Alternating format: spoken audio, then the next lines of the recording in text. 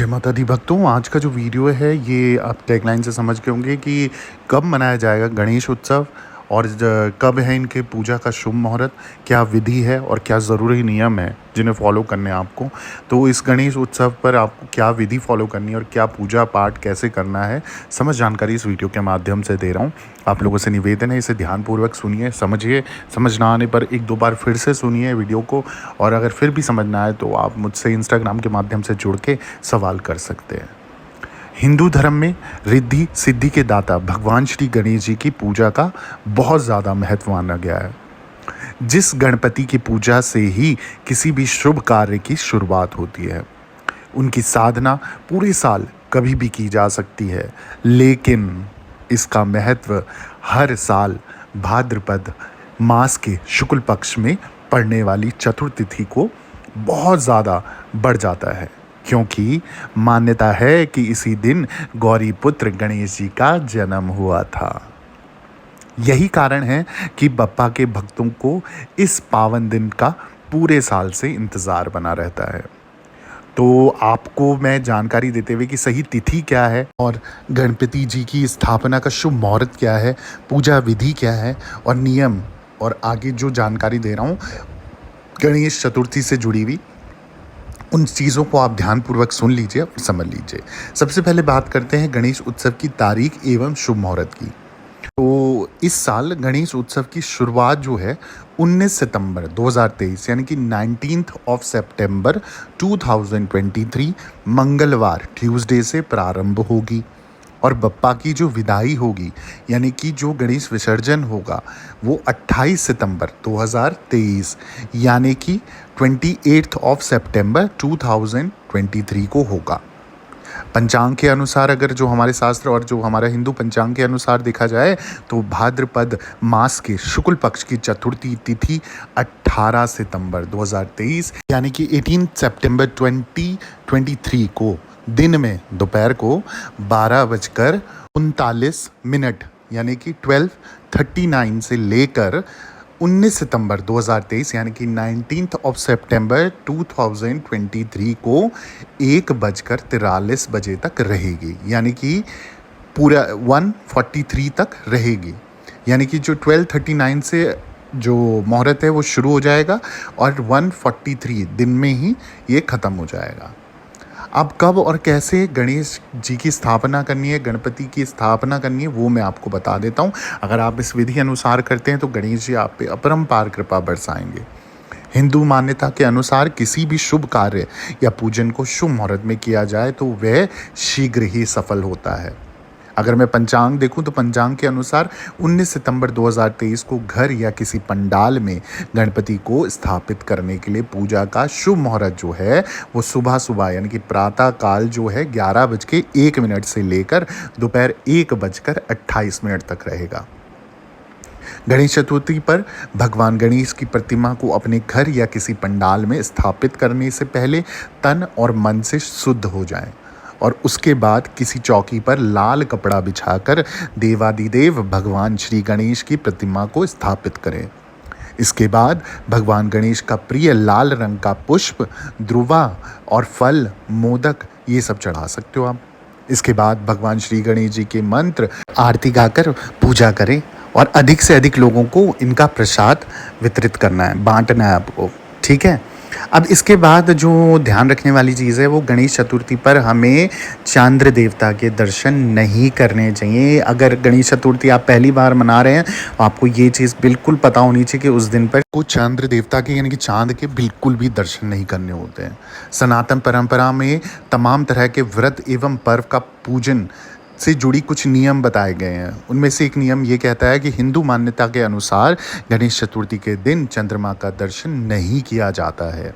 ऐसा करना बहुत बड़ा दोष माना गया है, जिसके लगने पर भविष्य में तमाम तरह का कलंक लगने के 100% चांसेस होते हैं। तो आपको अपनी इज्जत, शोहरत और अपना मान मर्यादा बहुत पसंद है ना, तो अगर आप गणेश चतुर्थी मनाते हो तो ये चीज़ आपको ध्यान रखनी है। गणेश चतुर्थी के दिन आपको बिल्कुल भी चांद के दर्शन नहीं करने, ठीक है।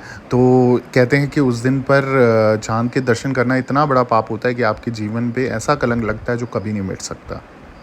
अब मैं गणेश उत्सव का धार्मिक महत्व बता देता हूँ। हिंदू मान्यता के के अनुसार भगवान गणेश की पूजा जीवन से जुड़े सभी दुखों को दूर करके सुख और सौभाग्य दिलाने वाली मानी गई है। यही कारण है कि गणपति के भक्त अपने बप्पा का आशीर्वाद पाने के लिए गणेश उत्सव के 10 दिनों तक पूरे विधि विधान से पूजा और जप करते हैं। मान्यता ये भी है कि जो व्यक्ति पूरी श्रद्धा और विश्वास के साथ भगवान श्री गणेश की पूजा करता है, उसे प्रसन्न होकर गणपति उसका घर खुशियों से और धन धान्य से भर जाते हैं। तो इसीलिए कहते हैं कि विधि विधान से पूजा करोगे ना तो आपको अच्छा फल मिलता है। और अगर आप ये बोलोगे काम चलाओ काम करना है ना, तो फल भी आपको फिर उसी हिसाब से मिलेगा। फिर बोलोगे पूजा स्वीकार नहीं हुई, हमने तो बड़े अच्छे से करा था। तो इसलिए विधान पता होना चाहिए, विधि पता होनी चाहिए, उसके हिसाब से ही आपको संकल्प लेके ये कार्य करना चाहिए। जल का छिड़काव करना चाहिए और अच्छे से स्थान बना के गणपति जी को जितना हो सके खुश करो। जैसे कोई मेहमान, जैसे कोई बच्चा घर पर आता है पहली बार, उस प्रकार से आपको अपनी खुशियाँ दिखानी है। गणेश चतुर्थी पे ना आपको कुछ ऐसे खास उपाय करने हैं जो इस दिन पर करने का बहुत महत्व है। और अगर आप ये कर लेते हो तो आपको जीवन भर कोई परिश्रम या परेशानी या संकट नहीं आएगा। तो पहला उपाय क्या है, अगर किसी को ना नज़र लग जाती है, बार बार नज़र लगी हुई है या काफ़ी लंबे समय से नज़र लगी है, तो क्या करना है, एक पानी वाला जड़, एक नारियल लेना है ब्राउन कलर का जो होता है, उसको ना उस इंसान के, जो रोगी है, जो भोग रहा है इस नज़र दोष को, उसके सर से लेकर पैर तक 21 बार सीधा क्लॉकवाइज घुमाना है। और फिर ना भगवान गणेश जी से प्रार्थना बोलते हुए, नाम बोलते हुए बच्चे का, और उनके समक्ष वो तोड़ देना है। ठीक है, वहीं पर उसको तोड़ के छोड़ देना है। अब ये चीज़ घर नहीं ले जानी, ये ध्यान रखना है। ऐसा करने से उसकी नज़र बाधा और जो दोष होगा ना वो दूर हो जाएगा। ठीक है, और साथ ही साथ इस दिन पर क्या करना है, आपको गणेश जी को एक तो सिंदूर चढ़ाना है, लाल सिंदूर चढ़ाएं, लाल पुष्प चढ़ाएं, लाल कलावा चढ़ाएं और 11 ध्रुवा की माला बना के, जैसे ध्रुवा को एक गट्ठी सी बना के एक एक करके 11 गट्ठी बना के मौली धागे में बांध के, और जो व्यक्ति को कष्ट है, पीड़ा है, संकट है, उससे हाथ से भगवान गणेश जी को पहनवा दे। देखिएगा आपका संकट होगा, पीड़ा होगी, कष्ट होगा ना, वो भी खत्म हो जाएगा। इस दिन पर आपको एक और काम करना है, कोई भी गणेश मंत्र आप इस दिन 21 माला जाप कर सकते हैं। यानी कि गणेश चतुर्थी के दिन आपको कम से कम कोई भी एक गणेश मंत्र की 21 माला की जाप करनी है, अपना इच्छा बोल के। आप यकीन मानिए, गणेश जी का जो भी आप ध्यान करेंगे और अच्छे से उच्चारण करेंगे, विधि विधान से उस मंत्र का जाप करेंगे ना, आपकी जो भी परेशानी है ना वो दूर हो जाएगी। आप इसके लिए रुद्राक्ष की माला से भी जाप कर सकते हो, कोई दिक्कत नहीं है। ठीक है, अच्छे से जाप कीजिए और 21 माला का जाप करना है, यानी कि 108 बार एक माला हो गई, फिर इस प्रकार से 21 माला हो गई। उसी दिन पे उसी समय पे करनी है। आपकी जो भी संकट बाधा है, जो भी इच्छा है, धन धान्य को लेकर समस्त इच्छाओं की पूर्ति करेंगे। और विघ्न विनाशक हैं तो विनाश भी कर देंगे, विघ्न का संकट भी काट देंगे। गणेश चतुर्थी के दिन आपको ध्यान रखना है, आप प्याज, लहसुन, शराब, मांस, इन चीज़ों का सेवन नहीं करना है। कोई भी ऐसी चीज़ें नहीं करनी है जो तामसिक हो, जो आपको हिंदू धर्म में जिसकी मान्यता ना दी गई हो, इन चीज़ों को आपको वर्जित रखना है। कोशिश करनी है, कोशिश क्या मैं बोलूँगा आपको, जितने भी गृहस्थ जीवन के हैं और गणेश चतुर्थी मना रहे हैं, तो शारीरिक संबंध बनाने से बचें। जो भी गणेश पूजन करते हैं, जितने भी व्यक्ति उस परिवार में हैं, और चाहे शादीशुदा है नहीं है, और कोई भी ऐसा संभोग या कोई भी ऐसा गलत कार्य ना करें, ताकि आपकी गणेश चतुर्थी भंग ना हो। आपको ध्यान रखना है, पशु पक्षियों को नहीं सताना, किसी जीव जंतु को नहीं सताना, ना मारना है।